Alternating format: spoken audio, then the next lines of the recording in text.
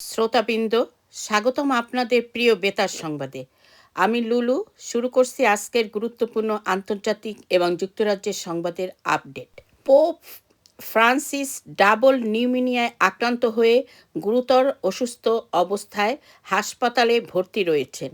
তবে তিনি তার প্রতি বিশ্বজুড়ে পাঠানো প্রার্থনা ও সমর্থনের জন্য কৃতজ্ঞতা প্রকাশ করেছেন। চিকিৎসকরা তার অবস্থার উপর নিবিড় নজর রাখছেন, যাতে কোনো জটিলতা সৃষ্টি না হয়।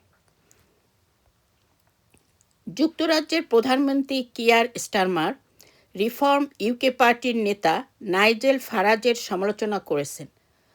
তিনি অভিযোগ করেছেন যে ফারাজ ও তার দল রাশিয়ার প্রেসিডেন্ট ভ্লাদিমির পুতিনের প্রতি নরম মনোভাব দেখাচ্ছে এবং শ্রমিকদের অধিকার সংক্রান্ত নীতিতে দ্বিমুখী অবস্থান গ্রহণ করেছে। এছাড়াও স্টারমার ঘোষণা করেছেন যে স্কটল্যান্ডের গ্রাঞ্জমাউথ তেল শোধনাগারের পরিকল্পিত বন্ধের ফলে ক্ষতিগ্রস্ত শ্রমিকদের সহায়তার জন্য 200 মিলিয়ন পাউন্ড বরাদ্দ করা হবে। স্কটল্যান্ডের গ্লাসগোর স্টার হাউস এলাকায় 52 বছর বয়সী এক ব্যক্তির মৃতদেহ উদ্ধার করা হয়েছে।